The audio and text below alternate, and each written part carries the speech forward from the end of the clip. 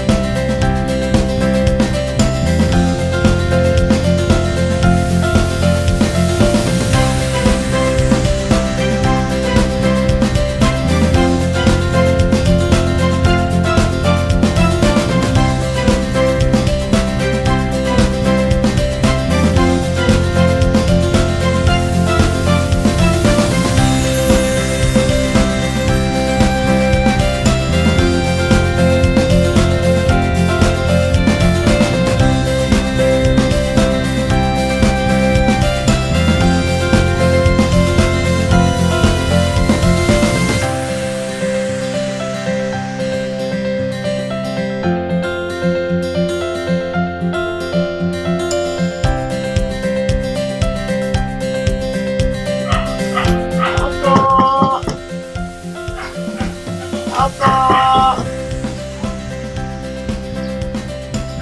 Sandali lang.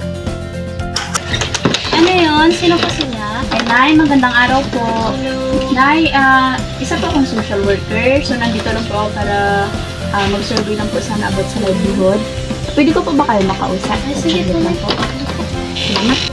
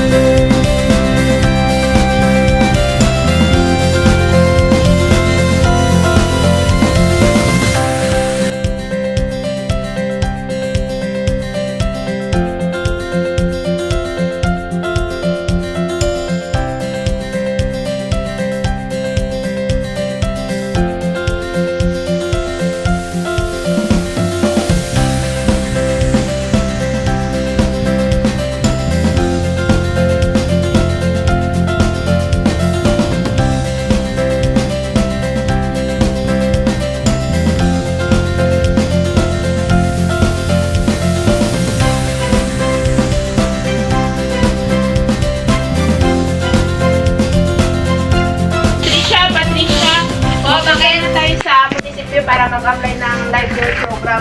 Tara, sige, pero wait lang. Magdala lang muna ako. Paalam lang ako. Sige, thank you ha.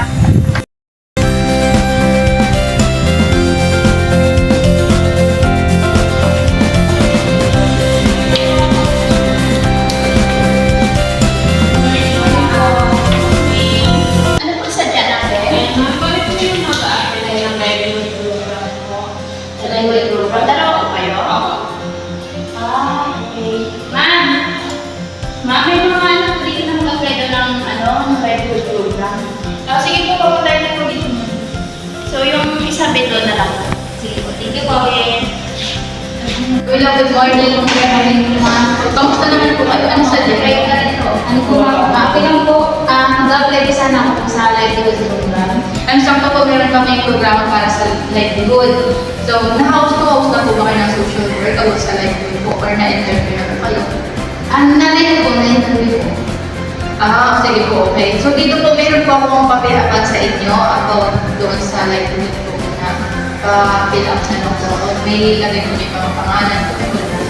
Sa pangalan taon po.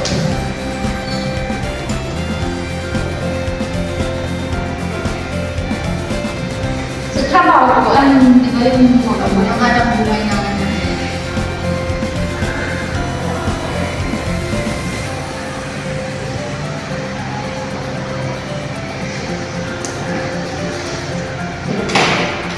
So, So, napansin ko lang dito, kung ilan kayo sa bahay, dalawa lang. Sino yung kasama niyo sa bahay? Yung nanay ko lang po. Wala kang mga kapatid, or anong tatay mo na saan natin? Ano po, dalawa na lang po kami. Yung tatay ko po, wala lang po tapos isa lang po. Isang anak lang po kami. So, bali, sino yung naghahanap po kayo na lang sa inyo?